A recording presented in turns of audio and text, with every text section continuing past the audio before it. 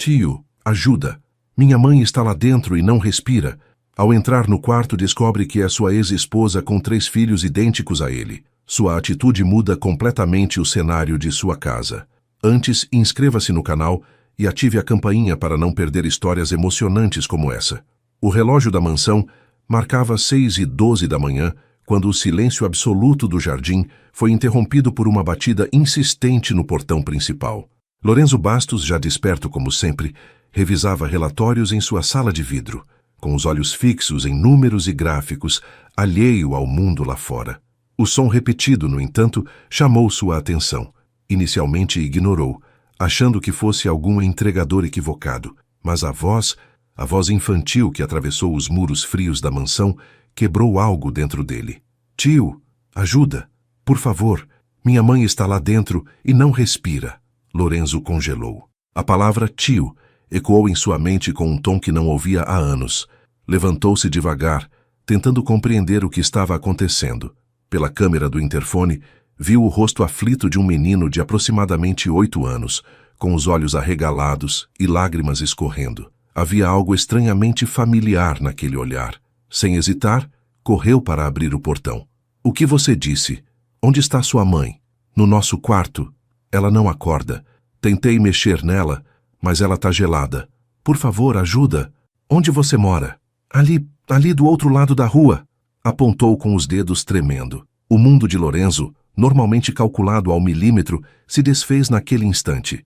Sem nem fechar o portão, correu atrás do menino, atravessando a rua como se estivesse fugindo da própria lógica. Ao entrar na casa simples, modesta e silenciosa, sentiu o peso do abandono e da ausência. Foi direto até o quarto, onde encontrou uma mulher desacordada sobre a cama, com respiração fraca e pele pálida.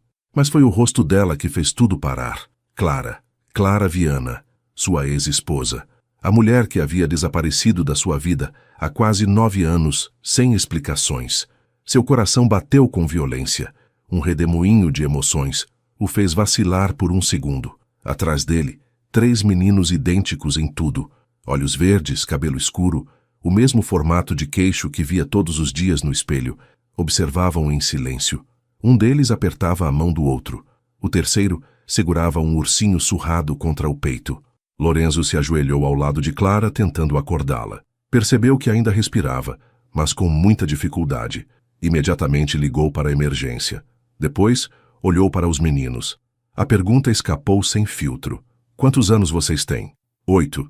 A gente faz 9 mês que vem. O coração de Lorenzo parou por um segundo. O tempo batia perfeitamente com o último contato que tivera com Clara. O mês em que ela partiu. Sem avisos, sem cartas, sem despedida. Ela é a mãe de vocês 3? Sim. A gente é irmão, trigêmeos. O mais sério deles deu um passo à frente. Você é o tio Lorenzo, né? A mamãe tem uma foto sua no quarto, mas disse que você não queria mais saber da gente. Lorenzo mal conseguia respirar. O que mais ela contou? Que você era importante, mas que a vida de vocês 2 foi difícil. Que talvez um dia você voltasse. Ele não sabia se sentia raiva, dor ou alívio. A verdade é que pela primeira vez em muitos anos, Lorenzo Bastos não tinha uma resposta. E era isso que o assustava mais. A ambulância chegou. Clara foi levada desacordada sob os olhares ansiosos dos filhos. Um dos paramédicos perguntou quem era o responsável legal pelas crianças. Os meninos olharam para Lorenzo. Você vai com a gente, tio? A gente não quer ficar sozinho. Ele hesitou. Sua vida inteira era feita de nãos, mas diante daqueles 3 rostos, com os olhos tão parecidos com os seus, um sim emergiu de dentro dele sem que soubesse como. Vou com vocês. E vocês não estão mais sozinhos. A sala de espera do hospital era fria, estéril e cheia de ruídos que não combinavam com o estado de espírito de Lorenzo Bastos. O relógio marcava 7h43. Ele caminhava de um lado para o outro, a passos firmes e inquietos, mas sua mente estava longe dali, presa no quarto daquela casa simples, no cheiro suave do travesseiro de Clara, no olhar dos 3 meninos que pareciam ter saído de dentro dele mesmo. Os garotos estavam sentados lado a lado, observando cada movimento dele com olhos atentos.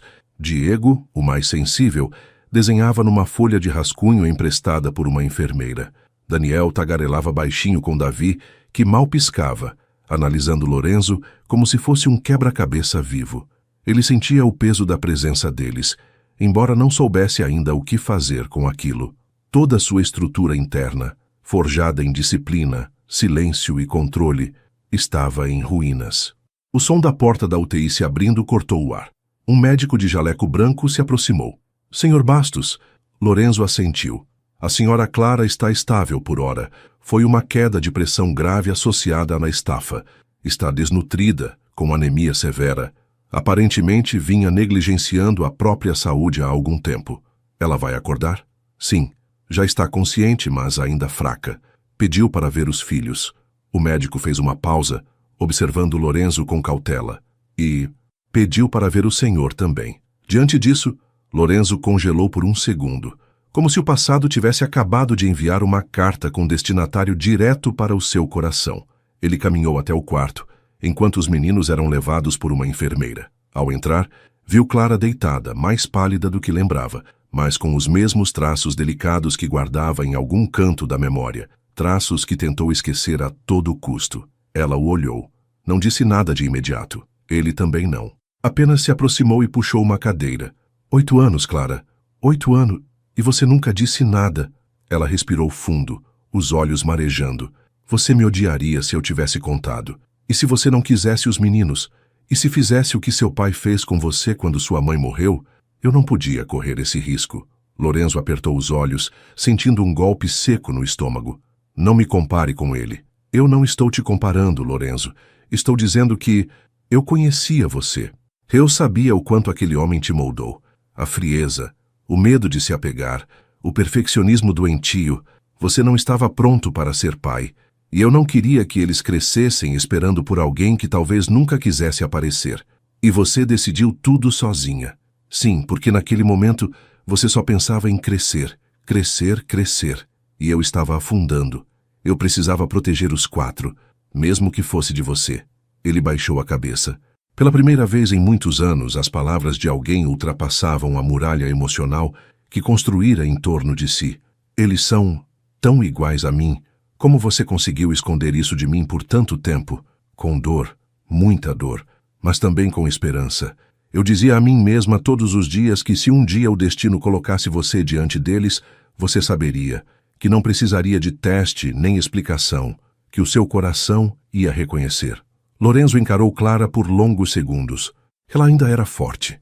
Ainda era aquela mulher que o desafiava com meias palavras e o desarmava com um sorriso. Você está certa. Eu olhei para eles e soube. Eles não te odeiam, Lorenzo. Eles não sabem. Só sabem que tem um tio que apareceu no dia em que mais precisaram. E isso já os marcou. E o que você espera de mim agora, Clara? Que eu volte, que assuma tudo, que me transforme em pai. Ela sorriu com os olhos cheios de lágrimas. Não espero nada. Só quero que você fique até eles se sentirem seguros. Depois é com você. Mas agora, eles precisam de alguém que não vá embora. E eu também. Lorenzo sentiu algo aflorar. Algo que ele não sabia nomear ainda. Mas era forte, denso e impossível de ignorar. Ao sair do quarto, encontrou os 3 esperando no corredor. Diego correu e o abraçou sem pedir permissão. Davi olhou como se estudasse sua reação. Daniel apenas disse, ela vai ficar bem, tio. Lorenzo agachou-se até ficar na altura dos olhos deles. Vai sim.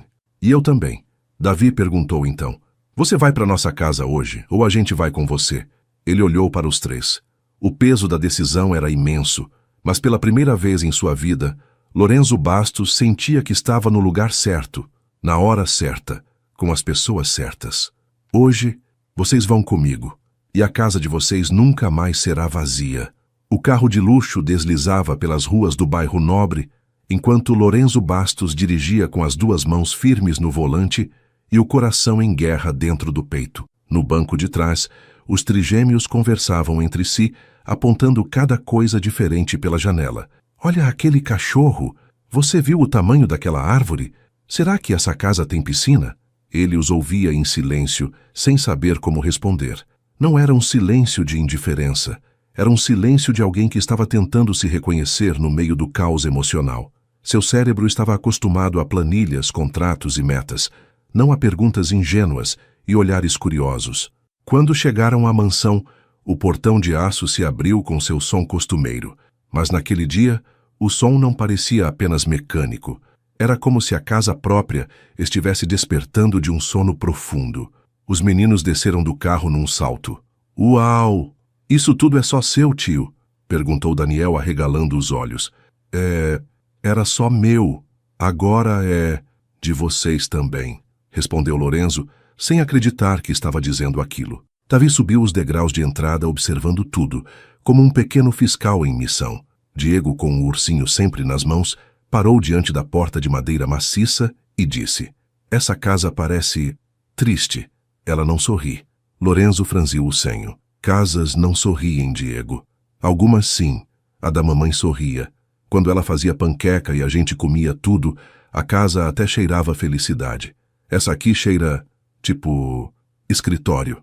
Lorenzo engoliu seco. Entraram. A mansão estava impecavelmente arrumada, com móveis caros, arte minimalista nas paredes e uma organização que beirava o artificial.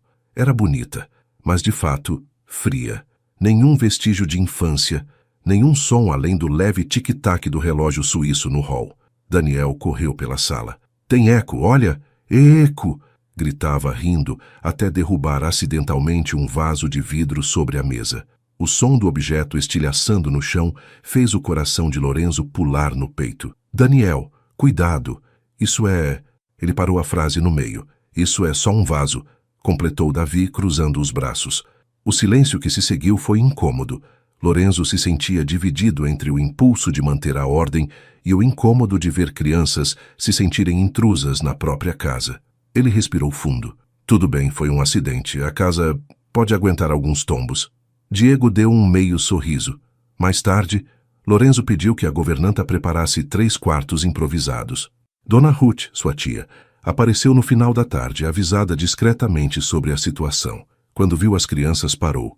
Seus olhos marejaram. Clara, então era isso que você escondia. Você sabia? Lorenzo perguntou num tom meio duro. Eu sabia que ela foi embora grávida.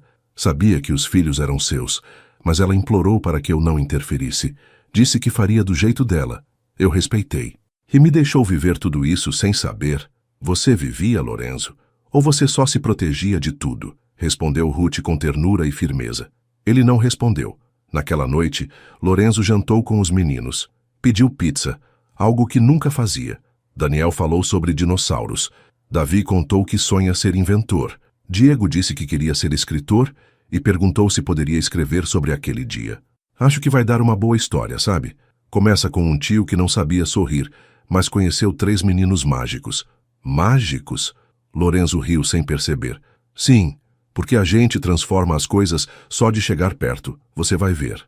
Mais tarde, ao colocar os meninos na cama, Lorenzo se viu parado diante das portas fechadas dos quartos. Escutou um deles perguntando baixinho: Será que ele vai embora? E outro respondeu: Acho que não. Ele também está com medo. A gente é meio desconhecido ainda, mas dá para ver que ele quer ficar. Lorenzo encostou a testa na porta. Nunca em toda a sua vida havia sentido aquilo. Um chamado silencioso para pertencer.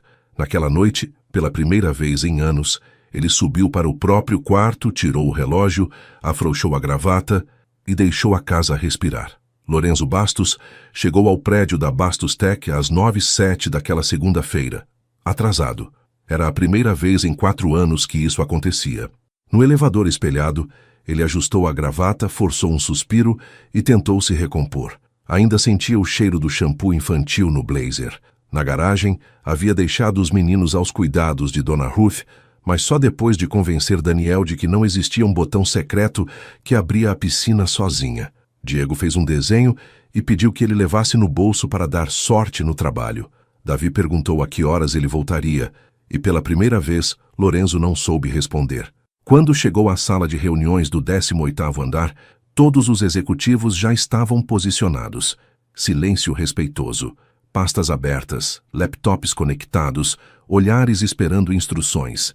Mas Lorenzo não estava ali. Ele estava preso na imagem do café da manhã improvisado, das panquecas que queimou tentando imitar Clara, dos risos dos meninos ao verem a montanha preta, que deveria ser um café da manhã digno de um CEO. Sr. Bastos, podemos começar? Perguntou Marta, sua assistente executiva, com gentileza. Claro, onde estávamos? Na apresentação dos números da filial de Singapura e nas projeções do terceiro trimestre. Lorenzo tentou focar. Leu os números. Algo não batia. O crescimento era menor do que o previsto. Antigamente, ele teria cortado aquela projeção com frieza cirúrgica. Mas, naquele dia, algo diferente aconteceu. Ele se perguntou quem eram as pessoas por trás dos resultados. Quantas delas tinham filhos?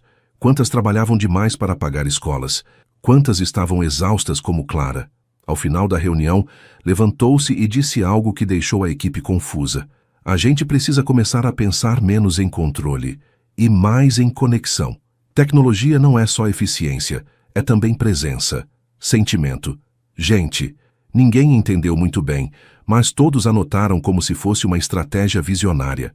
Quando voltou à sala, Marta entrou com uma pasta de documentos para assinar. Ao ver o desenho de Diego no canto da mesa, um bonequinho de paletó ao lado de 3 crianças sorrindo, ela sorriu. Tem visita em casa, Sr. Bastos? Filhos. Ah, entendi. Não entendeu. Nem eu entendi ainda. Mas estou tentando. Mais tarde ainda no escritório, Lorenzo ligou para o hospital. Clara já havia recebido alta e estava em casa. Ruth avisou que os meninos queriam falar com ele por vídeo. Ao atender, a tela se encheu de vozes. Tchu, você almoçou? A gente está fazendo um castelo com almofada. Traz sorvete quando voltar? Lorenzo sorriu, sem perceber. Vou tentar, mas só se o castelo estiver bem guardado. E... sem derrubar mais vasos, combinado? Davi apareceu no canto da tela e perguntou com seriedade. Você vai demorar muito para voltar hoje? Foi nessa hora que Lorenzo olhou para a mesa à sua frente, coberta de papéis, relatórios e decisões, e entendeu a pergunta como um convite. Não era sobre tempo, era sobre escolha. Hoje não. Hoje vou sair mais cedo. Guardem um lugar no castelo para mim. Ao desligar, percebeu que algo dentro dele havia mudado. Pela primeira vez, o homem que só vivia para o trabalho estava ansioso para voltar para casa. Ao sair da empresa, Marta o acompanhou até o elevador. A propósito, Sr. Bastos, houve um pequeno problema com o sistema interno da empresa. A IA de segurança travou a entrada de funcionários sem cadastro biométrico. Pode resolver isso amanhã. Hoje eu tenho um castelo para visitar. E saiu. Ao chegar em casa, o portão abriu como se já soubesse que aquele era o novo normal. Na sala, almofadas espalhadas, risadas altas e Clara sentada no sofá, observando tudo com um sorriso exausto, mas feliz. Diego correu até ele. Você voltou. Sabia que o desenho ia dar sorte. Lorenzo o ergueu no colo. Você não faz ideia do quanto. Era fim de tarde quando Clara pediu a Lorenzo para conversar a sós. Os meninos estavam no jardim, criando uma máquina de vento com garrafas PET, fita adesiva e muita imaginação. Dona Ruth os observava à distância, fingindo ler um livro, mas completamente envolvida pelas invenções dos netos emprestados. Na sala da mansão, agora mais viva, Clara olhou para Lorenzo com um misto de alívio e tensão. Obrigada por tudo, Lorenzo, por abrir sua casa, por cuidar deles e de mim. Ele se recostou no sofá, com os braços cruzados e os olhos fixos nela. Não me agradeça ainda. Ainda estou tentando entender o que aconteceu de verdade. Ela suspirou fundo. Estava visivelmente mais forte do que no hospital, mas havia uma sombra nos olhos que ele reconhecia. Era medo. Você lembra de Gustavo? O irmão do seu antigo sócio, Daniel? Lorenzo assentiu devagar, puxando o nome do fundo da memória. O cara do setor internacional? Aquele que sempre quis minha parte na empresa? Ele mesmo. O que você não sabe é que, quando nos separamos, ele me procurou. Lorenzo se inclinou para a frente. Como assim? Para quê? Ele sabia que eu estava grávida. O mundo girou. O quê? Ele apareceu na minha casa. Disse que sabia dos bebês, que se eu tentasse entrar na justiça para te obrigar a assumir a paternidade, ele usaria isso contra você. Disse que destruiria sua reputação, espalharia que você abandonou 3 filhos, que o Império Bastos Tech era uma farsa sustentada por um homem irresponsável. Eu fiquei apavorada. Lorenzo se levantou caminhando pela sala. E você acreditou? Acreditou nele em vez de confiar em mim? Não era sobre acreditar, era sobre proteger. Eu te conhecia, Lorenzo. Sabia que você reagiria com fúria, tentaria enfrentá-lo, e ele usaria isso para provocar um escândalo. Eu achava que o silêncio Era o único jeito de salvar você. Você me apagou da vida deles, dos três. E nunca pensou que isso ia me destruir também? Eu pensei, e me destruiu junto. Mas a ideia de ver sua vida ruir, os jornais te devorando, sua empresa afundando, eu não suportaria saber que fui o motivo. Lorenzo respirava com dificuldade. As mãos tremiam. Você devia ter me contado. Devíamos ter enfrentado isso juntos. Você nunca aprendeu a dividir a dor, Lorenzo.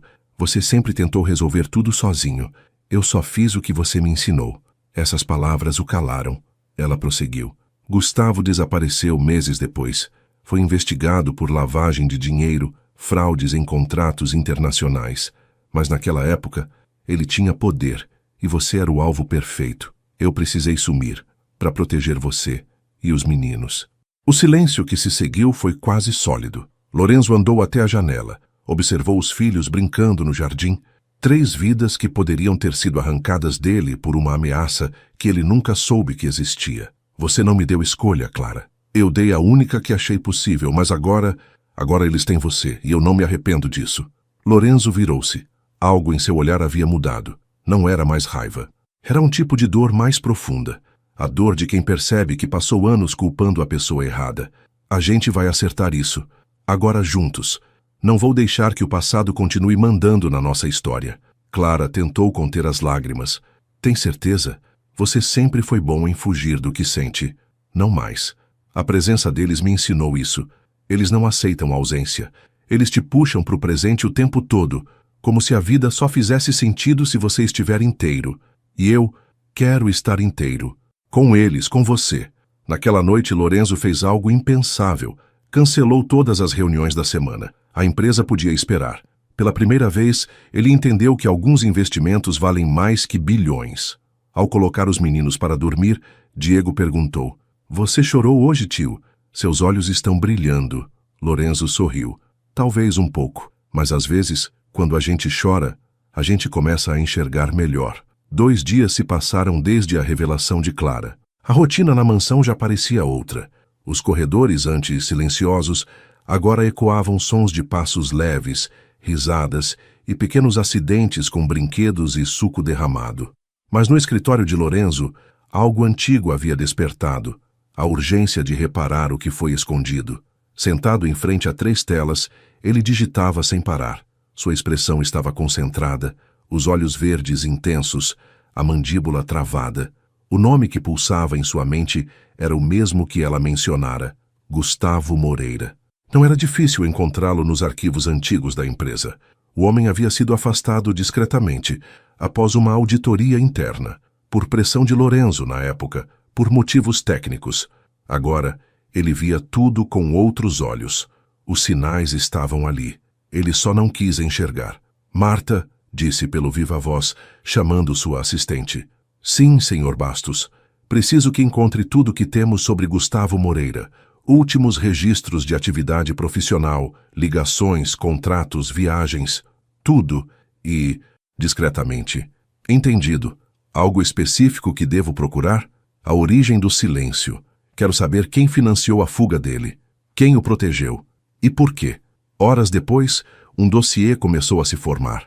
O nome de Gustavo ainda aparecia ligado a empresas de fachada no exterior e um nome em particular se repetia nas transferências bancárias ocultas: Grupo Solarium, uma holding sediada nas Ilhas Cayman, com ramos fictícios em tecnologia e segurança privada. Mas o que mais chamou atenção foi um relatório sutil anexado por Marta, encontrado num antigo e-mail arquivado. Interferência recomendada. A ex-esposa está vulnerável. Ameaça emocional suficiente para garantir silêncio. O alvo, LB, será mais útil ignorante. Lorenzo leu aquela frase 10 vezes. Alvo, ignorante, útil. Ele nunca havia sido tratado como fraco, mas ali estava a verdade. Sua ausência na vida dos filhos foi planejada como um jogo de controle, e ele perdeu. Naquela noite, foi até o quarto de Clara, que agora dormia num dos cômodos reformados da mansão. Ela lia um livro quando ele entrou com o rosto sério. "Você não me contou tudo." Ela fechou o livro lentamente. "O que falta saber, Lorenzo?" Ele jogou sobre a cama uma pasta com os papéis impressos. Clara os folheou, o rosto empalidecendo. "Você encontrou o Grupo Solarium. Você sabia? Sabia que eles existiam. Sabia que Gustavo tinha conexões perigosas. Mas nunca soube exatamente quem os financiava. Só sabia que não podia confrontar. Quando ele veio atrás de mim, eu estava sozinha, grávida, desempregada. Ele me mostrou fotos suas, ameaçando expor tudo. Disse que vocês perderiam tudo. Eu me escondi, porque era o único poder que eu tinha. Lorenzo sentou-se na beira da cama. Você não está mais sozinha. Nem eu. E se ainda houver qualquer ameaça, Clara, eu vou até o fim. Mesmo que isso exponha coisas da sua empresa, do seu passado, principalmente se expuser. Chega de deixar o medo decidir por mim.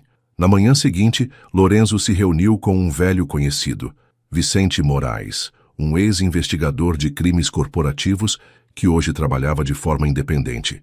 Alguém que Lorenzo já havia contratado no passado para silenciar crises internas da empresa. Mas agora o objetivo era outro. Preciso encontrar Gustavo Moreira, onde estiver, e entender quem está por trás dele.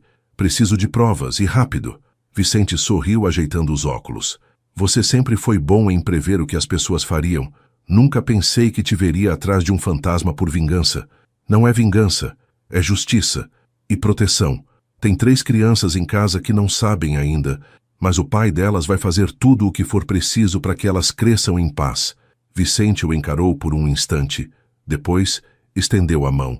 Vamos achar o passado e enterrá-lo do jeito certo. Nos dias seguintes, enquanto Lorenzo fazia o possível para manter os meninos distraídos com jogos, caminhadas e até um passeio ao planetário, ele também recebia relatórios sigilosos de Vicente. As peças começavam a se encaixar. Gustavo estava vivo e ativo. Operava sob outro nome, com uma nova identidade, mas as transações, as pessoas ligadas a ele, os documentos escondidos, tudo apontava para uma trama muito maior. E Lorenzo agora tinha um objetivo claro: desmascarar Gustavo, expor a verdade e garantir que nunca mais ninguém ameaçaria sua família. Era uma manhã chuvosa quando Vicente ligou, com a voz baixa e urgente. Temos uma pista, um nome que apareceu nas últimas transferências de Gustavo, e vai te interessar mais do que você imagina. Quem? Alguém do círculo de Clara. Antigo, próximo, que sumiu do mapa no mesmo período que ela. Lorenzo fechou os olhos por um momento. O nome que surgiu na tela de seu celular parecia distante, mas carregava um peso incômodo. Felipe Rocha, ex-namorado de Clara antes dela conhecer Lorenzo. Um rosto esquecido, apagado pela rotina e pelos anos, mas que, de repente, ressurgia ligado diretamente ao sumiço dela e ao esquema de Gustavo. Horas depois, num café discreto no centro da cidade, Vicente e Lorenzo esperavam, sentados à mesa do fundo. A campainha da porta tocou. E um homem de aparência cansada, barba por fazer e olhar desconfiado entrou.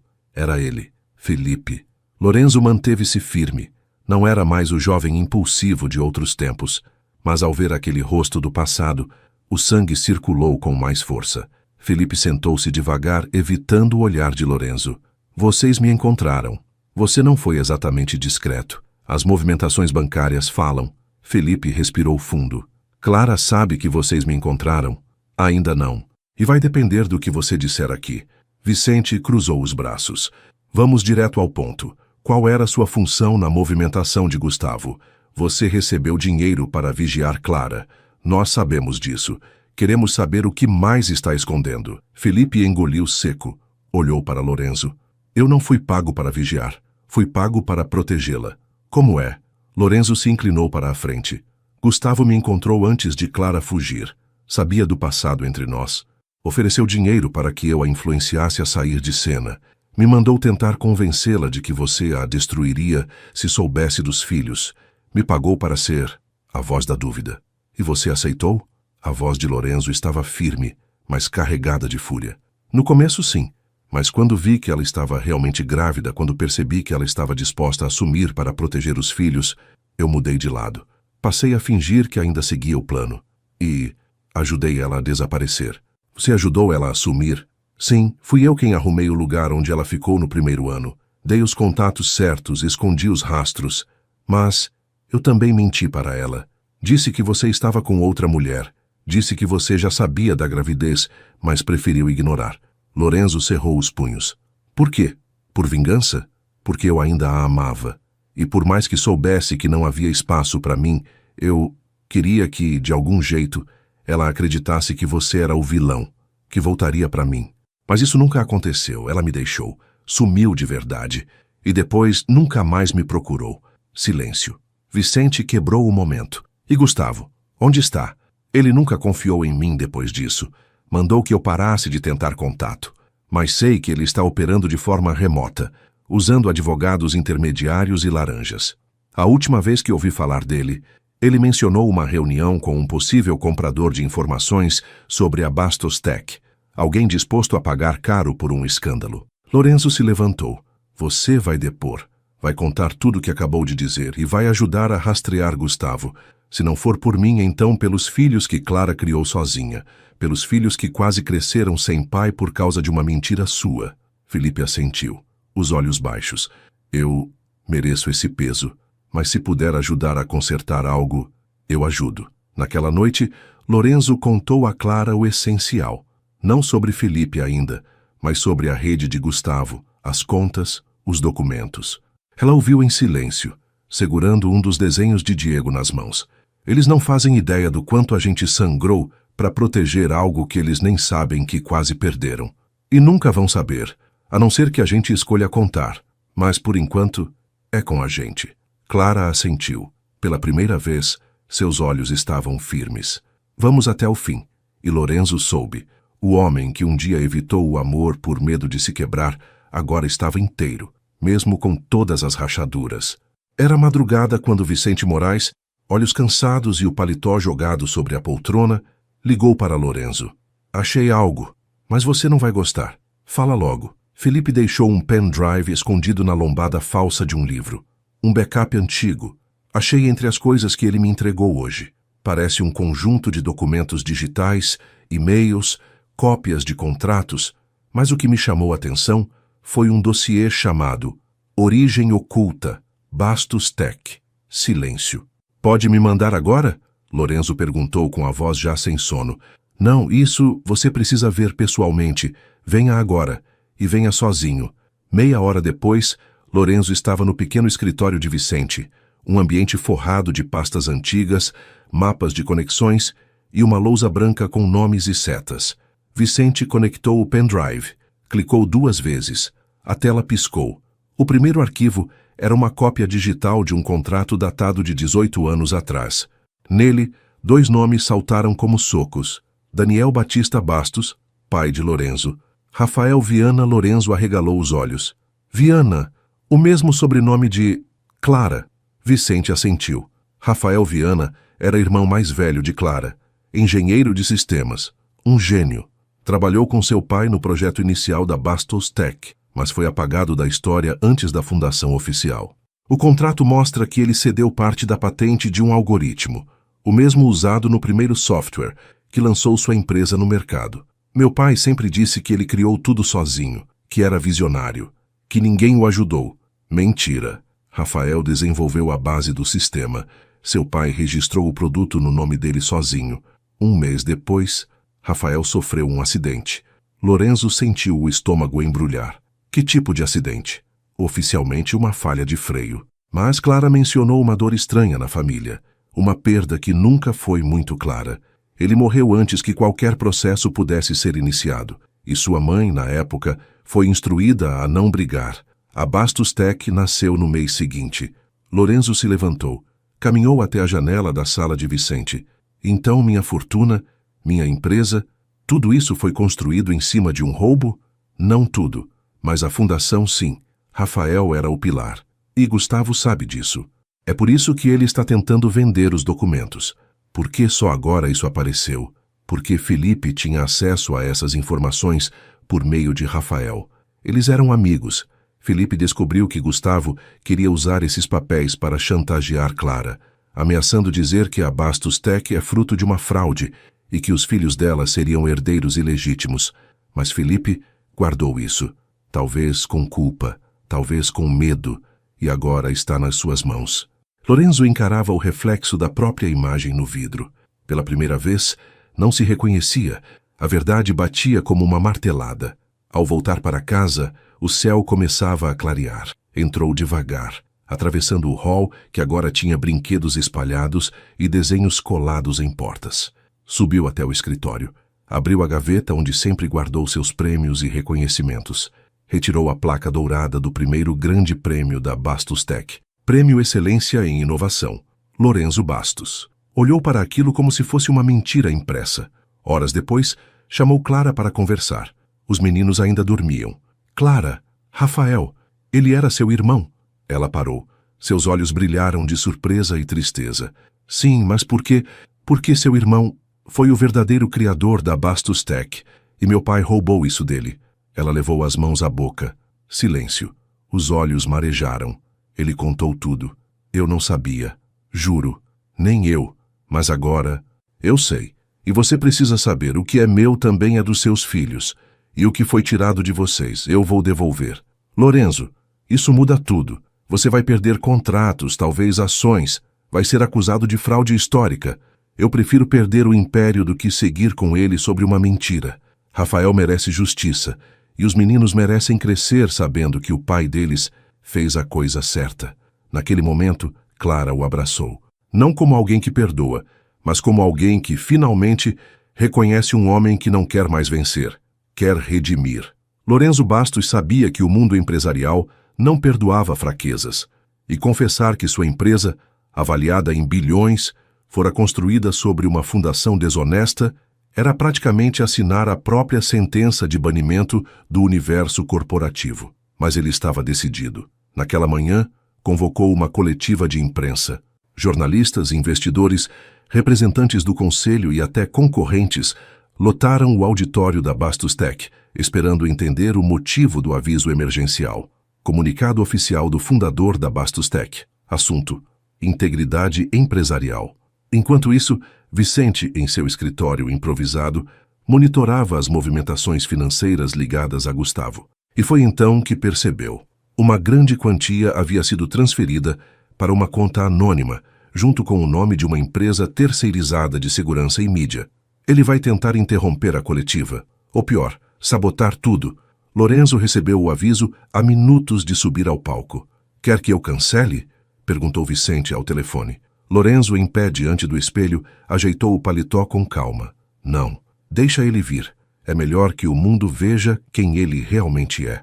Quando subiu ao palco, os flashes dispararam. O silêncio caiu como uma cortina. Ele se aproximou do microfone e, pela primeira vez, falou como um homem livre do orgulho. Senhoras e senhores, sou Lorenzo Bastos, fundador da Bastos Tech, e hoje estou aqui para falar não como empresário, mas como ser humano.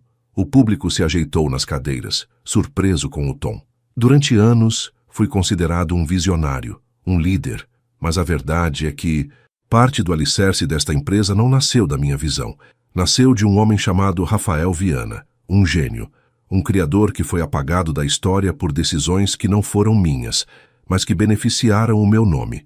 Rafael era irmão da mulher que um dia amei, e ainda amo, e pai, de certa forma, do sonho que realizei. A reação foi imediata. Murmúrios, dedos digitando em celulares, jornalistas sussurrando. Hoje assumo meu erro, mesmo que ele tenha sido herdado, e não cometido diretamente por mim. A partir de agora, os filhos de Rafael Viana serão reconhecidos como herdeiros do legado tecnológico da Bastos Tech e, como meus filhos. O choque foi geral. A revelação pública da paternidade, somada à origem da empresa, explodiu como uma bomba nos meios de comunicação. Mas antes que Lorenzo pudesse continuar, as luzes piscaram. Uma interferência no som. O telão atrás dele começou a apresentar ruído. Vicente, que acompanhava à distância, gritou ao telefone. É Gustavo! Ele invadiu o sistema da transmissão. Na tela, um vídeo editado surgiu. Imagens de Clara grávida, manipuladas, com narrações que a acusavam de chantagem, de oportunismo, de ter usado os filhos para extorquir Lorenzo. Uma tentativa clara de inverter a narrativa. O caos começou. Mas Lorenzo, com a calma de quem já enfrentou a pior dor, pediu silêncio com um gesto da mão. Isso era esperado, disse ele olhando para a câmera. Gustavo Moreira, onde quer que esteja, você tentou usar minha ausência para dominar minha história, mas eu voltei e trouxe comigo a verdade. A plateia estava em silêncio absoluto. Não tenham dúvida, todos os documentos que comprovaram a participação de Rafael Viana estão disponíveis. Estão sendo entregues agora à Justiça e à imprensa. Não haverá acordo nem ocultamento. A Bastos Tech vai seguir, mas vai seguir limpa, ou não seguirá. Do outro lado do mundo, em algum escritório escuro e distante, Gustavo derrubava um copo de vidro contra a parede. Seu último blefe havia falhado, e a sombra que lançava sobre Lorenzo começava a evaporar à luz da verdade. Ao sair do palco, Lorenzo foi recebido por Clara, que o esperava nos bastidores. Os olhos dela brilhavam, não de medo, mas de admiração. Você fez o que ninguém da sua família teve coragem de fazer, porque agora eu tenho uma família de verdade, e não preciso mais esconder o que sou. Clara o abraçou, e ali, naquele instante, Lorenzo percebeu que não havia perdido nada, apenas deixado para trás aquilo que nunca foi realmente seu. Algumas mentiras são enterradas tão fundo que até quem viveu esqueceu onde estão. Era madrugada quando Clara acordou assustada. Um pesadelo, talvez. Ou apenas a intuição aguçada de quem já viveu no limite entre a paz e o medo. Ela caminhou até o corredor, olhando pela fresta da porta dos quartos dos meninos. Todos dormiam, mas ao chegar na escada, viu uma luz acesa no escritório. Lorenzo estava lá, diante de uma tela, o rosto tenso. Ele parecia paralisado. "Está tudo bem?" Ela perguntou com a voz baixa. Ele levou alguns segundos para responder. "Eduardo acabou de me mandar um e-mail. Descobriu mais uma coisa, algo que nem você sabia." Ela franziu o senho, confusa. "Sobre o quê?" Lorenzo virou o notebook lentamente para ela. Era um documento escaneado, um prontuário médico. E ao lado dele, um registro de adoção incompleto. "Esse nome te diz algo?" perguntou ele, apontando para a ficha. Clara leu devagar. O nome era Isabel Viana Prado. 1 ano e 2 meses. Abrigo Anjo da Vida. Setembro de 1995. Ela empalideceu. Não pode ser. É sua irmã, Clara. Você foi adotada quando tinha 3 anos, certo? Mas havia uma bebê com você no abrigo. Ninguém contou. E agora, Eduardo rastreou os registros. Ela desapareceu depois que foi entregue a outra família. Família com o sobrenome Prado. Clara cambaleou até o sofá. Você está dizendo que Gustavo é parente dela? Pior. Tudo indica que ela foi criada como irmã adotiva dele. E talvez nunca tenha sabido da sua existência. Meu Deus. Lorenzo fechou o notebook. Eduardo descobriu também que Gustavo contratou um investigador para vasculhar sua vida desde que você desapareceu, e que nos últimos 2 anos ele tem feito pagamentos para uma mulher que vive no interior do estado. Uma mulher chamada Isabel Duarte, nome atual dela. Clara colocou as mãos no rosto, completamente abalada. Você acha que ele usou ela? Contra mim? Ainda não sabemos, mas se ela descobrir que tem uma irmã e que essa irmã é você, Gustavo pode tentar jogar com isso. Pode distorcer a verdade ou usar ela como peça emocional. Clara respirava com dificuldade. Lorenzo sentou-se ao lado dela e segurou suas mãos. Nós vamos encontrar Isabel, antes dele. Vamos contar a verdade do jeito certo, com respeito, com cuidado. E se ela não quiser saber, e se me odiar, então você vai saber que tentou, e não vai mais viver com o vazio de uma vida não vivida. Na manhã seguinte, Clara escreveu uma carta, não para enviar, apenas para desabafar. Escreveu para a irmã que nunca conheceu, tentando juntar memórias que nem sabia que tinha. Enquanto isso, Eduardo rastreava os últimos passos de Gustavo. E foi então que descobriu algo ainda mais assustador. Gustavo havia comprado passagens para o interior, e a mulher registrada como Isabel Duarte havia recebido um pacote com documentos e fotos vindos de um e-mail anônimo. Ele vai até ela, vai tentar fazer a cabeça dela antes de vocês. Lorenzo se levantou. Então é hora de ir até lá. Hoje. Agora. Horas depois, Lorenzo e Clara chegavam à pequena cidade onde Isabel morava. Um lugar simples, com ruas de paralelepípedo e fachadas envelhecidas. O endereço levava até uma floricultura pequena e encantadora. Uma mulher de cabelos castanho claros, presos num coque simples, regava as plantas da vitrine. Clara congelou. É ela, murmurou. Lorenzo respirou fundo. Vamos juntos. E com a verdade. Sempre com a verdade. O sino da porta soou. Isabel se virou, sorridente. Bom dia. Posso ajudar?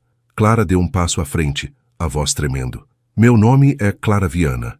E talvez eu seja sua irmã.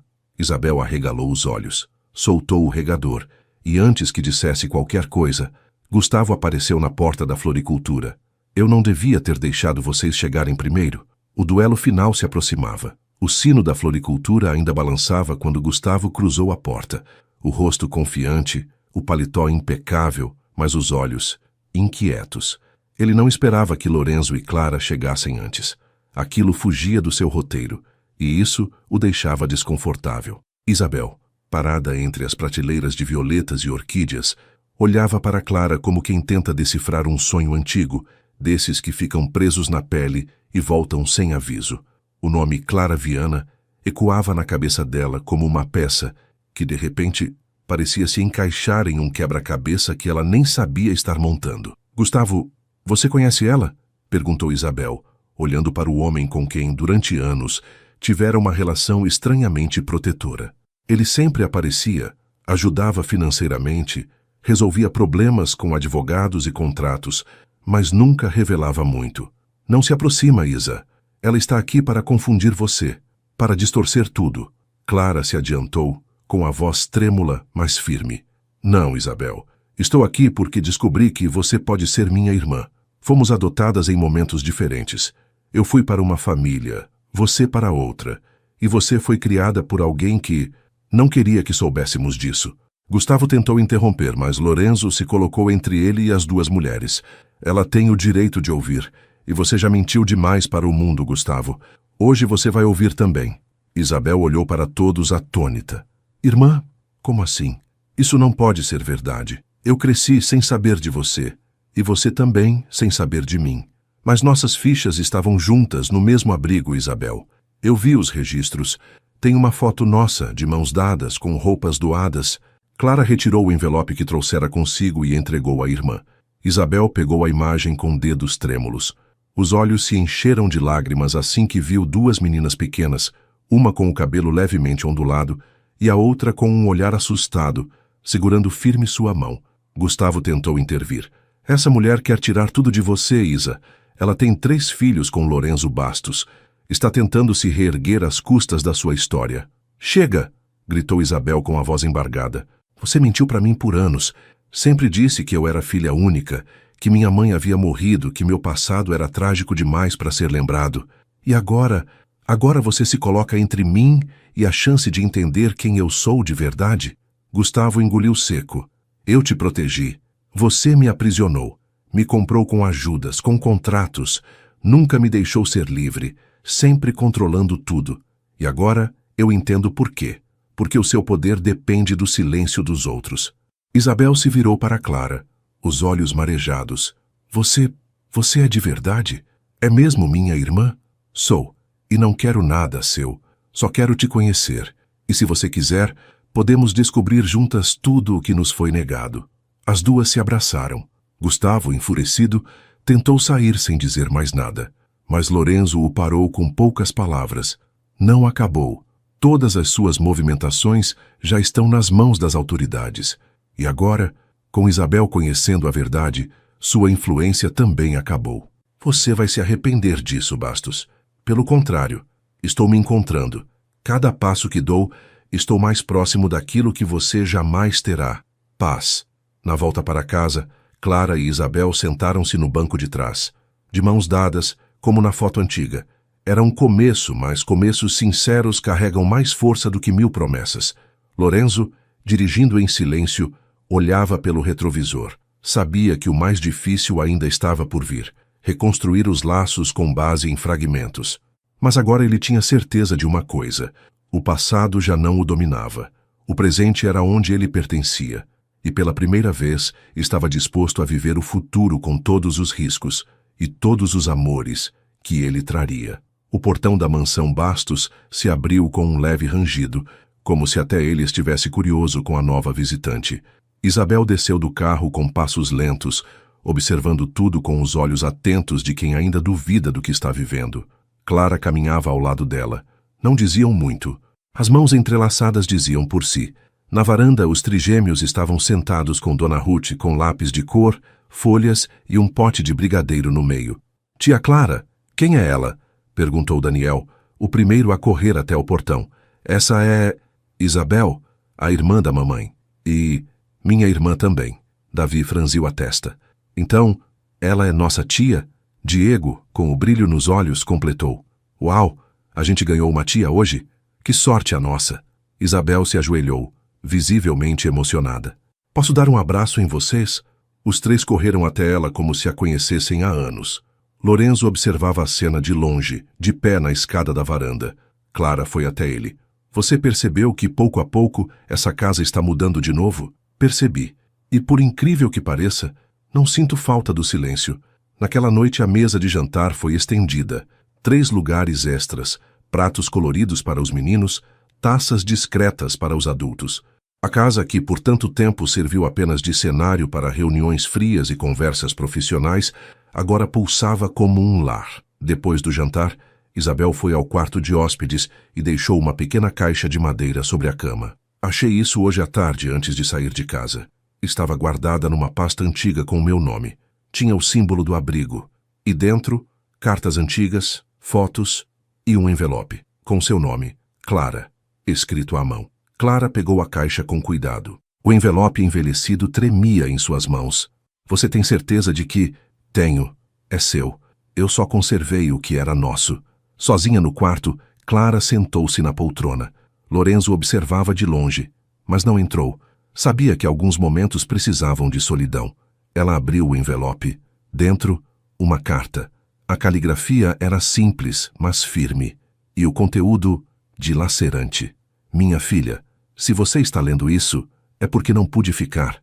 Porque o mundo me tomou mais do que eu pude resistir. Você e sua irmã eram tudo o que eu tinha, mas eu era muito nova. E eles disseram que eu não era capaz de cuidar de vocês. Isabel foi levada primeiro. Disseram que eu não teria direito de escolher. E com você, foi questão de tempo. Mas eu quero que saiba. Vocês foram amadas. Mesmo em silêncio. Mesmo de longe. Mesmo com medo. Clara, não guarde raiva do mundo. Nem de mim. Apenas ame. E nunca esconda o que sente. Porque o amor só muda o mundo quando é dito em voz alta. Com todo o meu amor, sua mãe. As lágrimas escorreram antes que Clara percebesse. Ela apertou a carta contra o peito e deixou-se chorar. Não de dor, mas de libertação. No corredor, Lorenzo escutava em silêncio. Quando ela saiu do quarto, ainda com os olhos vermelhos, ele apenas abriu os braços. E ela se deixou envolver. Ela tentou, Lorenzo, mesmo sem conseguir. Ela tentou nos amar do jeito que pôde. E agora, você pode amar do seu jeito, com tudo que ela te deixou, com tudo que você construiu. Na manhã seguinte, Isabel caminhou pelos corredores da casa como se reconhecesse algo nela. Parou diante de uma parede vazia do corredor principal. Vocês têm tantas memórias aqui, mas ainda falta uma coisa. O quê? Perguntou Lorenzo. Um retrato, de todos vocês, juntos, como família, como escolha. Lorenzo sorriu. Tem razão. Já passou da hora de colocar na parede o que agora mora no coração. No fim daquela tarde, uma fotógrafa foi chamada. Os meninos estavam inquietos. Clara rindo. Isabel com o cabelo preso e um vestido leve. Lorenzo, pela primeira vez, sem paletó. Só camisa branca e o sorriso de quem finalmente entendeu o que é pertencimento. O clique da câmera capturou mais do que rostos. Capturou um instante onde tudo parecia ter encontrado seu lugar. E na parede da casa, onde antes só havia silêncio, agora havia vida. Era uma manhã fria e nublada, quando Clara e Isabel decidiram visitar o abrigo Anjo da Vida, o lugar onde haviam sido separadas quando ainda eram muito pequenas. Lorenzo insistiu em acompanhá-las. Mesmo em silêncio, ele sabia que a presença dele agora era uma forma de dizer: eu estou aqui, e vou continuar. O abrigo, hoje reformado, era menor do que Clara imaginava. As paredes, antes descascadas, agora estavam coloridas com desenhos infantis. Mas a energia ainda carregava traços de memórias antigas. Um lugar onde o riso e o abandono dividiam o mesmo teto. Foram recebidos por uma coordenadora jovem que ficou surpresa com a visita. Vocês são as irmãs Viana? Meu Deus! Já ouvi falar de vocês nos registros antigos. O caso de separação não consensual. Vocês foram as últimas crianças a serem retiradas sob medida judicial do abrigo antes da nova direção assumir. Tem alguém aqui que se lembre da nossa história? Perguntou Clara com esperança. A coordenadora hesitou e depois sorriu com cuidado. Talvez, Dona Amélia. Ela foi cuidadora aqui por quase 40 anos. Está aposentada, mas mora aqui perto. Querem que eu a chame? Minutos depois, uma senhora de cabelos brancos e olhar lento, mas atento, entrou no salão principal. Carregava uma bengala, mas os olhos eram afiados como navalha. Clara, Isabel, disse ela com um suspiro emocionado. Eu esperei tanto tempo para ver vocês juntas de novo. As irmãs se levantaram tocadas com a presença frágil, mas forte, daquela mulher. A senhora lembra de nós? Como esquecer? Vocês eram grudadas. A pequena Isabel chorava sempre que você sumia da vista dela, Clara. Mas um dia vieram com uma ordem. Disseram que era melhor separá-las, que seria mais fácil para cada uma conseguir adoção sozinha. Eu tentei impedir, mas naquela época ninguém ouvia quem cuidava, só quem mandava. Isabel segurou a mão da idosa com força. Mas você sabe quem era nossa mãe, ou nosso pai? Dona Amélia abaixou a cabeça, respirou fundo. A mãe, sim. Uma menina doce. Chamava-se Lúcia. Só tinha 17 anos. Foi deixada aqui grávida. Tinha medo, vergonha, mas amava vocês com tudo que tinha. Morreu de febre quando Isabel ainda era bebê. Clara fechou os olhos emocionada. A confirmação da história que a carta havia contado. Mas então Dona Amélia fez uma pausa longa e disse algo que mudaria tudo. O pai era um homem que vinha escondido de madrugada. Nunca se apresentou, mas eu o vi uma vez falando com Lúcia pelos fundos do abrigo. Ele deixava cartas, brinquedos, dinheiro. Dizia que a família dele jamais aceitaria aquele escândalo. E a senhora sabe quem ele era? Perguntou Isabel com a voz trêmula. A velha cuidadora assentiu lentamente. Eu guardei isso por anos, por medo, mas agora não faz mais sentido esconder. O nome dele era Gabriel Bastos. O tempo parou. Lorenzo, em pé ao lado das irmãs, sentiu o mundo girar sob os pés. Aquilo era impossível e, ao mesmo tempo, explicava tudo. Bastos? Clara murmurou. Sim, ele era jovem, filho rebelde de uma família tradicional, rica. Estava apaixonado por Lúcia, mas foi enviado para fora do país assim que a gravidez foi descoberta. Prometeram que pagariam tudo para que ela desaparecesse. E assim, ela desapareceu, dentro do abrigo. Isabel levou as mãos à boca. Lorenzo sentou-se em silêncio. A revelação pesava como chumbo. Gabriel Bastos era o irmão mais novo do pai dele, o tio que morreu misteriosamente em um acidente quando Lorenzo ainda era adolescente. Isso quer dizer que...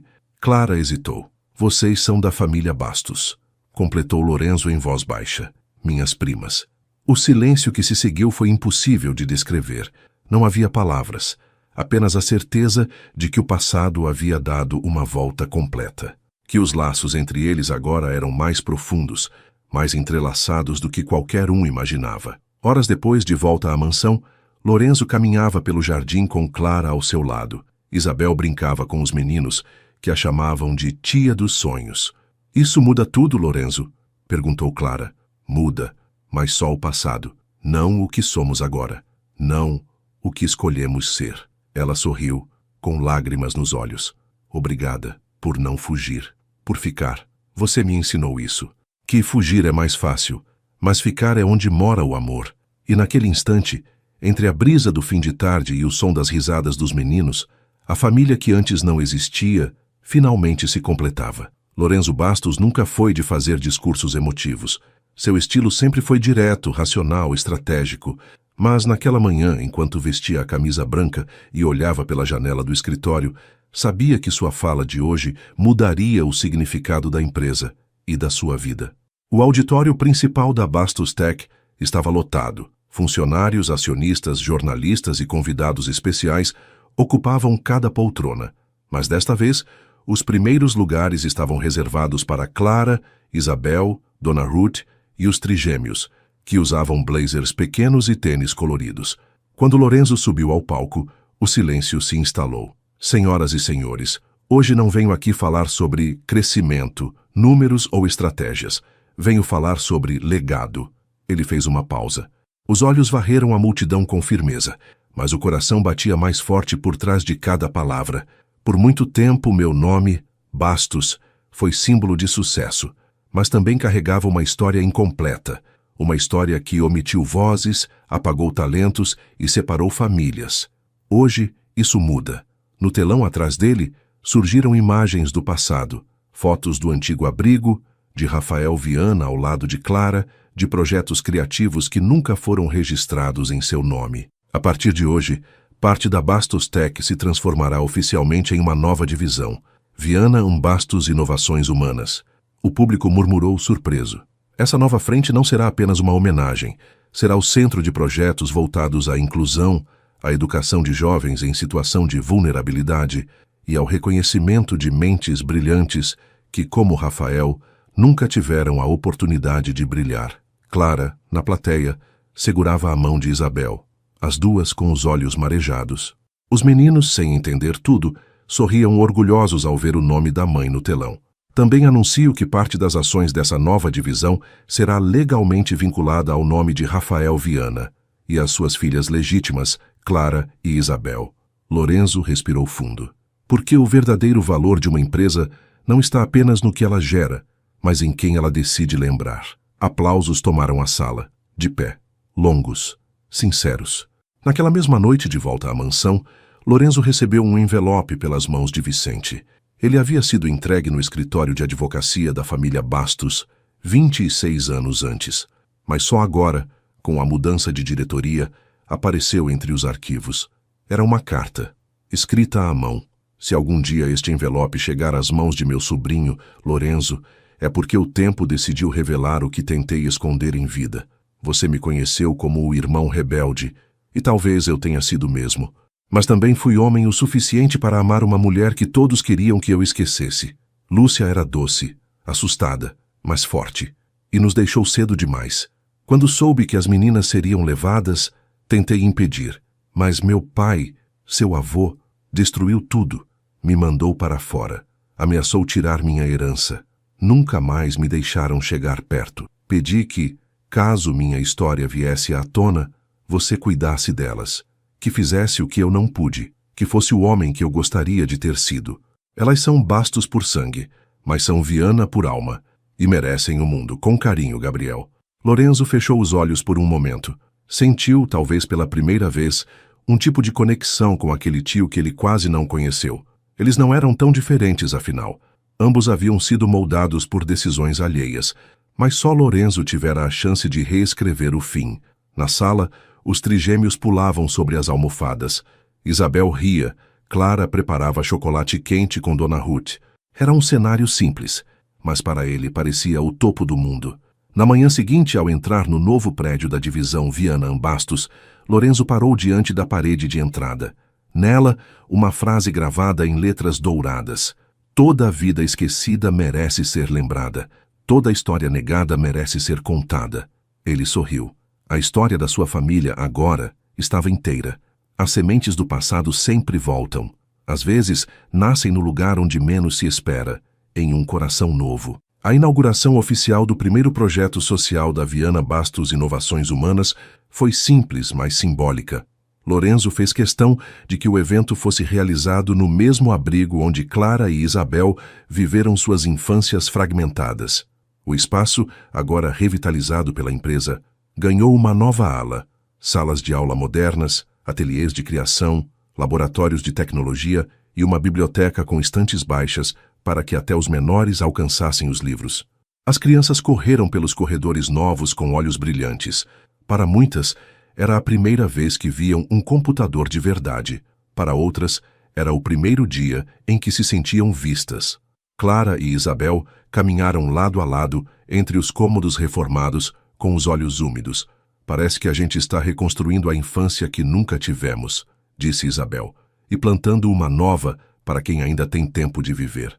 Mas foi ao entrarem na antiga ala dos dormitórios que algo chamou a atenção de Clara. Uma porta entreaberta, com o número 7 em tinta desbotada. Dentro, um menino de uns 10 anos desenhava com canetinha sobre uma folha de caderno. Ele era miúdo, de cabelo escuro e expressão intensa. Sentado no chão, murmurava uma música baixinho, como quem conversa com o próprio pensamento. Clara se agachou lentamente. Oi, posso ver o que você está desenhando? O menino levantou os olhos. Havia uma firmeza ali, uma mistura de tristeza com maturidade precoce. É um robô, mas não um comum. Ele voa e conserta o tempo das pessoas. Ele arruma as horas quebradas. Isabel sorriu com ternura. Você tem nome, artista? Sim, me chamo Rafael. Rafael Viana Prado. O mundo parou. Clara sentiu a respiração travar. Como é? O menino repetiu. Me disseram que esse era o nome que minha mãe deixou escrito quando me deixou aqui. Não sei quem ela era, só que ela chorava muito, disseram. E pediu para eu ter o nome de alguém importante. Acho que era meu pai. Clara e Isabel trocaram um olhar lento. Lorenzo, que chegava naquele momento, escutou a fala do garoto do corredor e ficou estático. Quantos anos você tem, Rafael? 9. Faço 10 mês que vem. A mente de Clara começou a correr. Havia uma mulher no abrigo anos atrás chamada Nádia. Ela era amiga de infância de Rafael Viana. Sumiu pouco depois da morte dele. Ninguém soube se ela teve filhos. O abrigo nunca encontrou parentes. O sobrenome, coincidência demais? Clara se levantou com cuidado, ajoelhou diante do menino e colocou uma das mãos sobre a dele. Rafael, você não está sozinho, tá bem? A gente vai descobrir tudo sobre sua história. E se você quiser, posso te contar quem foi o homem por trás do nome que você carrega. O garoto sorriu de leve, desconfiado. Ele era um herói ou um vilão? Clara sorriu também, com lágrimas nos olhos. Era um gênio que foi apagado. Mas agora vai ser lembrado, inclusive por você. Nos dias que se seguiram, Lorenzo pediu investigação completa sobre o menino. Vicente, mais uma vez, entrou em ação. E em menos de uma semana veio a confirmação. A mãe de Rafael era mesmo Nádia Viana. A criança era neto biológico de um irmão de Rafael Viana. Um laço de sangue indireto, mas poderoso. E mais. Ela havia deixado uma carta junto ao abrigo, que nunca fora aberta por completo. Em uma das frases ela dizia: se meu filho puder um dia crescer entre os Viana, será como se o tempo tivesse sido perdoado. Em uma tarde de céu dourado, Rafael foi convidado a conhecer a casa da família Viana Bastos. Correu com os trigêmeos, encantou-se com a biblioteca e desenhou um mural na varanda com a ajuda de Diego. Lorenzo, ao vê-lo, sentiu algo dentro de si acender. Não era piedade, era reconhecimento. Rafael carregava nos olhos o mesmo brilho de quem sonha mesmo, em meio aos escombros. Naquela noite, Clara o colocou para dormir num quarto provisório. Ele olhou ao redor e perguntou: esse quarto é só de visita? É seu, por enquanto, mas se quiser, pode ser seu para sempre. O menino sorriu, puxou o cobertor e murmurou: acho que o robô do tempo começou a funcionar. E ali, naquele novo lar cheio de vida, o futuro começava a ser escrito por vozes novas sobre as ruínas do silêncio. Na manhã seguinte à chegada de Rafael à mansão, Lorenzo desceu as escadas com um sentimento raro: serenidade. O silêncio daquela casa, por tantos anos símbolo de isolamento, agora significava apenas que as crianças ainda dormiam, e isso lhe dava paz. Ao passar pelo ateliê improvisado, onde Diego e Rafael costumavam desenhar, Lorenzo percebeu algo diferente. Havia uma nova folha colada na parede, um desenho colorido, com traços infantis, mas ricos em detalhe. Ao centro, uma estrutura estranha. Parecia uma caixa com engrenagens, fios e um tipo de espiral em chamas no meio. Nas laterais, 2 círculos, e no canto inferior, uma assinatura improvisada: Rafael VP. Lorenzo franziu o senho. A estrutura lhe era estranhamente familiar. Ele tirou uma foto e enviou para Clara, que ainda estava no quarto com Isabel. Minutos depois, Clara desceu às pressas. Trazia consigo uma pasta antiga, onde guardava os desenhos de Rafael Viana, seu antigo companheiro de pesquisas e pai biológico de Rafael. Ela a abriu sobre a mesa, e todos congelaram. Ali estava ele, um rascunho envelhecido feito à mão em papel amarelado, o mesmo símbolo. Não pode ser, murmurou Isabel. Esse era o protótipo do Núcleo Viana, e lembra? Aquele projeto secreto que ele dizia que um dia mudaria a forma como as pessoas se conectavam à própria história. Sim, ele chamava de memória viva, completou Clara. Era uma ideia de um sistema que captava estímulos emocionais e transformava em dados visuais. Nunca saiu do papel. Ele dizia que o mundo não estava pronto. Lorenzo olhou novamente para o desenho feito por Rafael, o menino. Mas esse traço não é uma cópia. Ele não imitou nada. Ele desenhou isso da própria cabeça. Clara engoliu seco. Será que ele sonha com isso? Que de alguma forma herdou as imagens do pai mesmo sem nunca tê-lo conhecido? Ou talvez tenha escutado, visto, pequenos fragmentos, algo que a mente dele captou na infância e agora está emergindo, disse Isabel pensativa. O mais impressionante estava por vir. Ao virar o verso do desenho, havia uma sequência de números feita com lápis de cor. 3010, 214, 3B. Lorenzo reconheceu imediatamente. Era um padrão de localização usado nos antigos projetos de Rafael Viana, quando os arquivos eram arquivados em servidores físicos e catalogados por zona, lote e pasta. Isso é um código, um número de arquivo. Você acha que pode ser real? Perguntou Clara, hesitante. Não acho, tenho certeza, respondeu Lorenzo, já caminhando até o antigo cofre no porão, onde guardava arquivos antigos de projetos passados.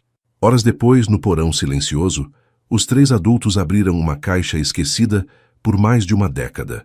Havia pastas com rótulos apagados, folhas dobradas, protótipos nunca testados. E lá estava, arquivo 3B, lote 214, série 3010. Ao abrir a pasta, encontraram esquemas detalhados do projeto Memória Viva.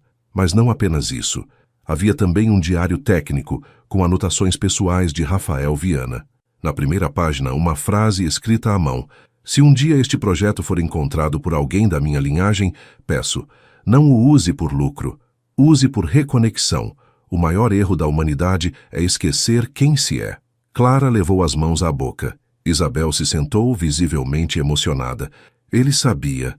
Ele sentia que o legado dele não ia morrer. Lorenzo fechou os olhos por um segundo. O peso da responsabilidade agora era real. Vamos reconstruir isso, mas não para vender.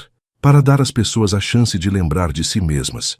Naquela noite, Rafael dormiu no sofá com o caderno de desenhos no colo. Diego o cobriu com um cobertor leve. Davi e Daniel cochichavam, dizendo que ele tinha superpoderes escondidos. E Clara, sentada à beira da escada com Lorenzo, segurava nas mãos o diário do homem que mudou tudo. Acho que Rafael ainda está conosco, em traços, em nomes e agora em destino. E graças ao filho dele, o mundo pode finalmente ouvir o que o pai tentou dizer. Na parede do ateliê, um novo quadro foi pendurado ao lado dos desenhos das crianças. Nele, os dois símbolos, o original feito por Rafael Viana e o novo feito por seu filho. Duas gerações que nunca se viram, mas que de algum modo estavam perfeitamente conectadas. Depois de confirmar a autenticidade dos documentos de Rafael Viana, Lorenzo Bastos passou semanas reunindo discretamente um pequeno grupo de especialistas em neurotecnologia, programação emocional e design de interface. Quero um time invisível, discreto e, acima de tudo, ético, disse ele a Vicente, que liderava o processo de triagem. O laboratório secreto foi montado em um espaço subterrâneo dentro do novo prédio da divisão Viana Bastos Inovações Humanas, com acesso restrito apenas ao núcleo central de desenvolvimento. O nome do projeto foi mantido em sigilo: Memória Viva, reconfiguração emocional por padrões afetivos. Entre os integrantes estavam Helena Pires, engenheira biomédica, referência mundial em tecnologia sensorial; Jonas Avelar, neurocientista e especialista em reconstrução de padrões afetivos; Ítalo Ramos, programador autodidata, ex-aluno de uma ONG apoiada pela própria Bastos Tech. Clara e Isabel acompanhavam cada passo, revisando os escritos originais de Rafael Viana e conectando os conceitos às possibilidades tecnológicas de hoje. Rafael, o menino, era presença constante no laboratório. Suas ideias ingênuas e desenhos serviam como bússola emocional do projeto. Tudo parecia correr bem, até que sinais estranhos começaram a surgir. Códigos apagados do sistema, pastas duplicadas, arquivos corrompidos. A princípio, pensaram que fosse erro humano.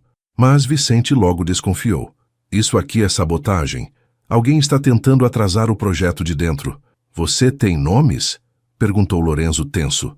Ainda não, mas consegui rastrear a origem da interferência. Está vindo de um setor antigo da Bastos Tech que deveria estar inativo. O setor de segurança interna, o mesmo que foi criado na época de... Gustavo. Silêncio. Lorenzo fechou os olhos. Era como se o eco de Gustavo ainda reverberasse nos corredores da empresa, mesmo depois de sua queda. Alguém que trabalhou com ele, ou foi colocado por ele. Vicente assentiu. E a pior parte, essa pessoa tem acesso administrativo antigo, códigos que só quem esteve nos bastidores da fusão internacional conheceria. Lorenzo então lembrou de algo, um nome esquecido. Luana Monteiro, ex-gerente de segurança cibernética da Bastos Tech, transferida para um cargo inativo logo após a denúncia contra Gustavo. Nunca pedira demissão, nunca foi demitida. Simplesmente sumiu da linha de frente. Vicente investigou e confirmou. Luana ainda estava na folha de pagamento, mas seu login estava sendo usado com frequência. Vamos rastreá-la. Discretamente. Se ela ainda estiver por perto, precisamos descobrir quem mais está com ela e o que exatamente estão tentando impedir. Enquanto isso, Rafael, o menino, continuava criando. Certo dia, ele entrou no laboratório com mais um de seus desenhos. Era uma sala cheia de espirais flutuantes, conectadas por fios de luz. No topo a frase: "As memórias estão tentando voltar, mas tem alguém apagando elas." Clara olhou para Lorenzo com um arrepio na espinha. Acho que nosso pequeno gênio está captando mais do que imagina. Lorenzo, por sua vez, decidiu que era hora de acelerar. Vamos dividir o projeto em 2 núcleos. Um continua o desenvolvimento tecnológico. O outro, liderado por mim, vai identificar e neutralizar a ameaça interna. O legado de Rafael Viana não vai morrer 2 vezes.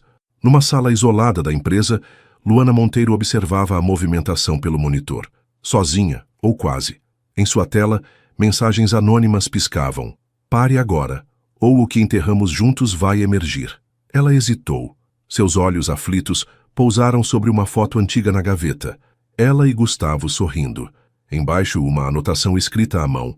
"Se eles descobrirem o que fizemos com os protótipos originais, tudo desmorona." A sombra estava mais viva do que nunca, mas Lorenzo estava pronto.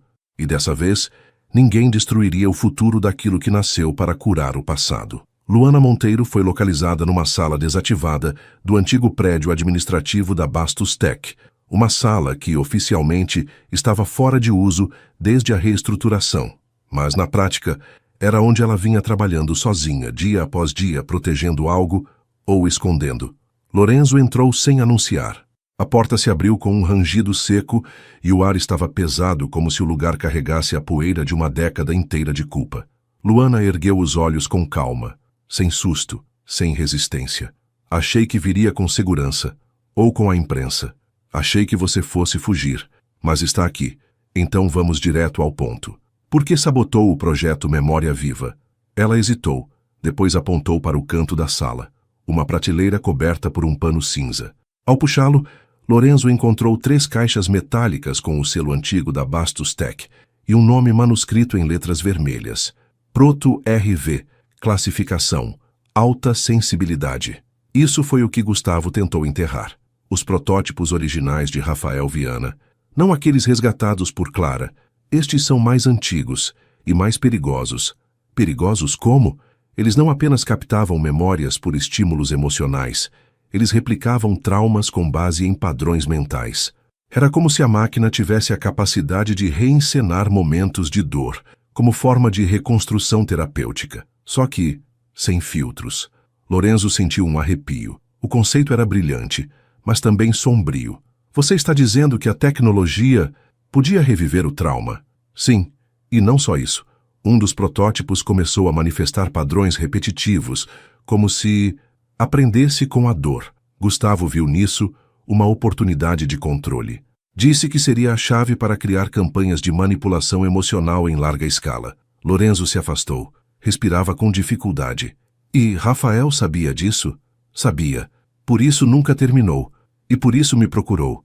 Na época eu trabalhava no núcleo de teste. Ele confiava em mim.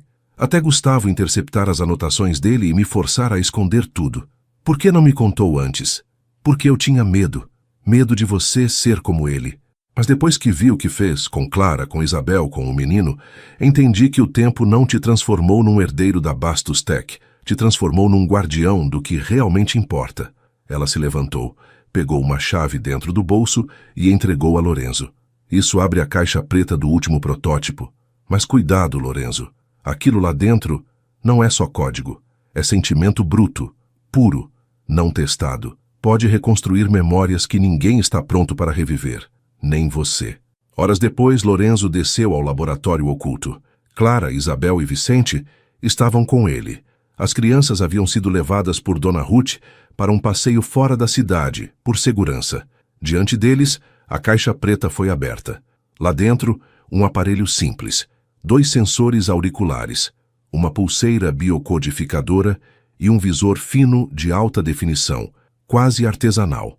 Acoplado ao visor, uma frase gravada por Rafael Viana. O que o coração não resolve, a memória tenta repetir. Que ela nos ajude a perdoar o que não soubemos amar. Clara leu aquilo em silêncio. Seus olhos marejaram. Você vai usar? Perguntou ela com a voz baixa. Sim, preciso saber o que Rafael quis mostrar. Lorenzo sentou-se, conectou os sensores e ativou o visor. A sala mergulhou em escuridão. O que viu em seguida não foi código nem vídeo. Foi emoção crua. Ele viu Rafael Viana, viu Lúcia, viu um quarto pequeno, 2 berços lado a lado, e um homem ajoelhado dizendo, me perdoem.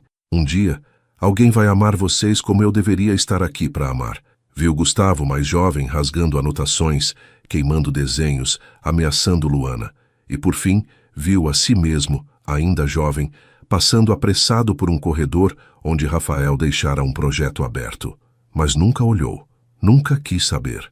Quando o visor se desligou, Lorenzo chorava, não por dor, mas por compreender. O projeto Memória Viva não é sobre tecnologia, é sobre reconciliação. É sobre dar às pessoas a chance de fazer as pazes com o que foi. Naquela noite, Lorenzo escreveu uma nova diretriz. O projeto Memória Viva jamais será usado comercialmente. Será oferecido apenas como ferramenta de cura emocional, sob monitoramento terapêutico, e com acesso gratuito para comunidades vulneráveis. E abaixo, assinou, por Rafael Viana, por Lúcia, por todos os que foram esquecidos, e por aqueles que agora serão lembrados. Clara o abraçou como nunca. Você não só protegeu o legado, você o transformou em algo que o mundo realmente precisava. E Lorenzo respondeu, porque eu também precisava. E agora, estou inteiro, pela primeira vez. A primeira demonstração oficial do Memória Viva estava marcada para uma tarde calma de domingo, numa sala íntima do prédio da Viana Bastos. Nada de palco, flashes ou jornalistas. O time responsável estava presente. Clara, Isabel, Vicente, Jonas, Helena, Ítalo, todos atentos. Lorenzo, no centro da sala, observava em silêncio o visor prateado repousando sobre a mesa de mármore. Mas foi Clara quem disse as palavras que todos estavam pensando. Lorenzo, quem vai ser a primeira pessoa a usar? Ele olhou para ela com suavidade, depois caminhou até a porta e a abriu. Dona Ruth estava lá, de vestido azul escuro, colar discreto e o mesmo olhar sereno de sempre. Você tem certeza? Ele perguntou. Ela sorriu. A vida inteira tive que engolir o que sentia. Agora, quero ver o que ficou guardado. E se isso puder te mostrar o que nunca consegui dizer, então sim, estou pronta. Silêncio respeitoso tomou o ambiente. Dona Ruth sentou-se. Helena ajustou os sensores com delicadeza. Isabel segurava a mão de Clara, que já chorava antes mesmo do visor acender. Quando estiver pronta, feche os olhos, Ruth, e deixe vir o que quiser vir. O visor vai apenas mostrar. Ela assentiu, fechou os olhos, e o mundo parou por alguns segundos. Na parede, um painel projetava em tempo real o que o visor interpretava. Imagens formadas a partir das emoções mais profundas da mente de Dona Ruth. Tudo sem palavras. Apenas sensações transformadas em memórias visuais. Primeiro, surgiu a imagem de uma menina assustada segurando um bebê no colo. A menina era Ruth, aos 22 anos. O bebê, Lorenzo. Depois, a imagem de 2 caixões. Os pais de Lorenzo mortos no acidente de carro que o deixou órfão aos 3 anos. E ao fundo, um homem de terno que virava as costas. O avô Bastos, que recusara a guarda do neto. Então, surgiu a imagem que fez todos na sala conterem o fôlego. Dona Ruth, sentada no chão, com Lorenzo dormindo em seu colo. E ao redor dela, papéis com a palavra renúncia, escrita diversas vezes. Era o ano em que ela desistiu de seu noivado, sua carreira de professora universitária, sua mudança para o exterior, tudo para criar o menino que ninguém quis. Clara levou a mão à boca. Isabel chorava, e Lorenzo apenas chorava em silêncio. Mas a memória mais poderosa ainda viria. Dona Ruth, mais velha, em frente ao espelho, segurava uma foto de Lorenzo adulto e dizia baixinho, sozinha: se ele souber que eu o amei como um filho, ele vai se sentir fraco, mas eu o amo, mais do que qualquer coisa que a vida tenha me tirado. A imagem apagou, o visor desligou, a sala ficou em silêncio absoluto. Dona Ruth abriu os olhos com calma. Seus olhos estavam marejados, mas tranquilos. Então é isso, ela sussurrou. Amar também pode ser dito em imagens. Lorenzo se aproximou, ajoelhou diante dela como um menino. Você foi minha mãe, minha base, e eu nunca soube a metade. Você não precisava saber, meu filho, só precisava viver. E você viveu, e agora está fazendo os outros viverem também. Eles se abraçaram, longo, silencioso, cheio de tudo o que nunca foi dito. Nos dias seguintes, o Memória Viva foi oficialmente autorizado para uso limitado em clínicas de apoio psicológico, centros de acolhimento e instituições de reintegração familiar, sem custo, sem exploração, com propósito. E no site oficial da Fundação, um vídeo anônimo começou a rodar, trechos suaves da experiência de Dona Ruth, com uma legenda simples. Às vezes, a maior revolução é mostrar que o amor não precisa ser barulhento. Só precisa ser verdadeiro. A notícia se espalhou rapidamente. Tecnologia brasileira de leitura emocional abre novo capítulo na história da saúde mental global. O Memória Viva se tornou pauta em universidades de renome, foi citado em conferências médicas internacionais e rendeu um artigo de capa na Scientific Human, da dor à cura, a máquina que transforma sentimento em reconexão. Mas com a visibilidade vieram os olhares corporativos, olhares que não viam emoção, viam números. E em menos de 2 semanas chegou a proposta. Os 580 milhões de reais pela aquisição integral do projeto Memória Viva, com expansão global imediata e reformulação do modelo de uso. O comprador? Um consórcio europeu formado por 3 gigantes da tecnologia e uma holding de entretenimento. A proposta previa que o Memória Viva seria adaptado para uso recreativo e interativo em experiências de realidade imersiva. Um novo mercado, lucrativo e inovador, mas superficial. Lorenzo recebeu o dossiê completo numa reunião privada, onde apenas Clara, Isabel, Vicente e os 3 principais desenvolvedores estavam presentes. Isso aqui é monstruoso, disse Clara, folheando o contrato. Eles querem transformar o projeto em um tipo de parque emocional, simular a dor de terceiros para entretenimento. É uma tendência emergente. As pessoas querem viver experiências emocionais intensas sem risco real. Querem chorar com histórias falsas, rir com vidas que não são suas, explicou Jonas, o neurocientista, com tom desconfortável. E vocês acham que isso é justo? Perguntou Isabel. Usar uma tecnologia criada para curar, para gerar lucro? Vicente então interveio. O que torna tudo mais difícil, Lorenzo, é que se você recusar, eles têm poder para impedir a expansão do projeto. Patentes cruzadas, lobby, pressões legais. Eles podem desacelerar nossa licença mundial por anos. O silêncio caiu como um peso. Lorenzo olhava para o dossiê, mas seus olhos estavam em outro lugar. Pensava em Rafael, o menino. Pensava em Dona Ruth. Pensava na carta do tio Gabriel. Pensava em Clara e nos trigêmeos. E se aceitarmos, perdemos o propósito. Ele sussurrou. Naquela noite, sozinho na varanda, Lorenzo chamou Rafael, o menino, para sentar ao seu lado. Rafa, posso te perguntar uma coisa? Se você pudesse usar o Memória Viva para qualquer coisa no mundo, o que faria com ele? O menino pensou e depois disse, eu usaria para mostrar para minha mãe que ela não precisava ter ido embora, que a gente ia dar um jeito. Lorenzo sentiu o nó subir na garganta. E você venderia isso por dinheiro? Para quê? Dinheiro não abraça ninguém. Só pessoas fazem isso. No dia seguinte, Lorenzo convocou uma coletiva de imprensa. Jornalistas do mundo inteiro aguardavam ansiosos. As especulações giravam em torno de uma única pergunta. O criador do projeto mais inovador da década vai vendê-lo? Diante das câmeras, Lorenzo se levantou e declarou: "O Memória Viva foi criado a partir da dor de muitas pessoas, de traumas reais, de silêncios sufocados. Ele não é uma tecnologia, ele é um ato de reparação. E por isso, não está à venda. Silêncio geral. Não recusamos pela oferta, recusamos pelo princípio, porque acreditamos que a memória não deve ser um produto, mas um portal, para reconexão, para cura, para a humanidade." E finalizou: "Se alguém quiser replicar esse projeto, que o faça, mas nunca vão poder copiar o que há de mais valioso nele, as vidas que o criaram." A imprensa se calou por alguns segundos, e então aplaudiu, de pé. Nos bastidores, Rafael correu até Lorenzo, com um desenho novo na mão, um escudo, com o símbolo do projeto no centro, e embaixo, uma palavra: protegido. Lorenzo ajoelhou-se e o abraçou com força. "É isso que você fez, Rafael. Você protegeu o que era para ser de verdade." E Rafael respondeu baixinho: "Igual você fez comigo." O vídeo foi publicado de forma simples, sem edição, sem iluminação profissional, sem produção. Um celular apoiado em livros, um rapaz sentado em frente a uma parede azul desbotada. Camiseta branca, cabelo raspado, olhar direto. Seu nome: Caio Ramos, 22 anos. O título do vídeo: "Eu usei o Memória Viva e encontrei minha mãe."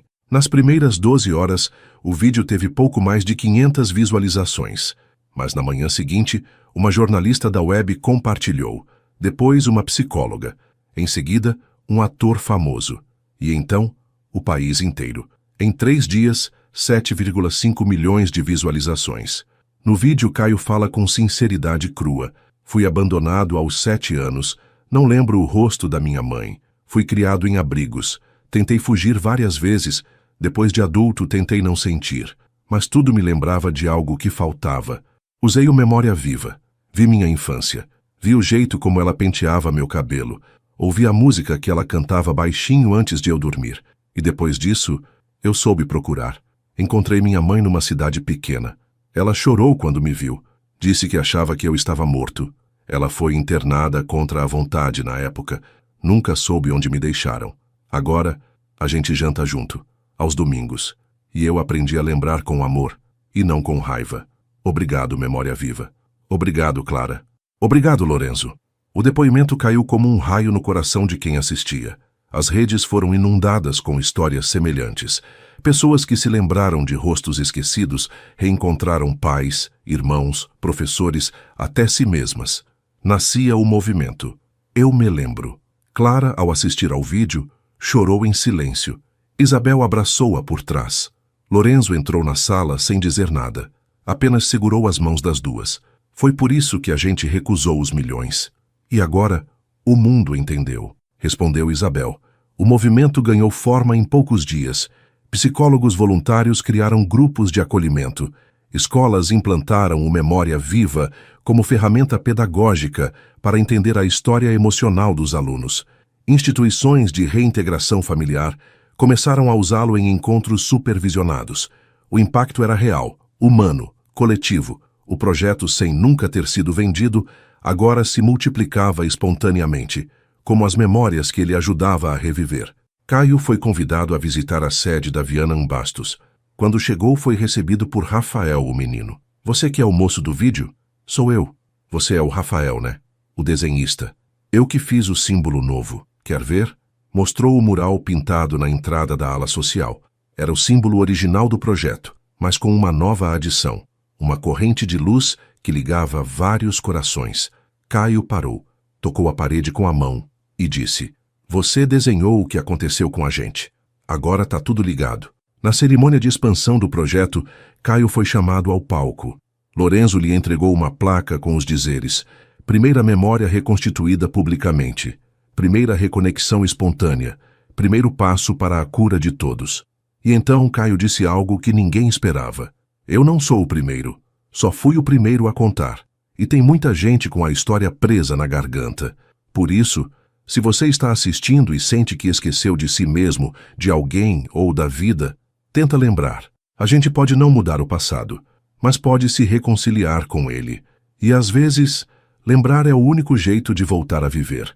Naquela noite, a sede da Viana Ambastos recebeu mais de 3.000 mensagens de pessoas pedindo para participar dos programas gratuitos. Em escolas, igrejas, aldeias, comunidades e lares, as pessoas começaram a se reunir, não para esquecer, mas para lembrar. Lorenzo, do alto da varanda da empresa, observava a cidade. Clara se aproximou. Você sabia que isso tudo ia acontecer? Não, mas sabia que era preciso. E quando é preciso, o mundo encontra um jeito de florescer. Ela encostou a cabeça em seu ombro. E agora? O que vem depois disso? Ele sorriu. Agora, a gente vive. A celebração do primeiro ano do projeto Memória Viva aconteceu no mesmo local onde tudo começou.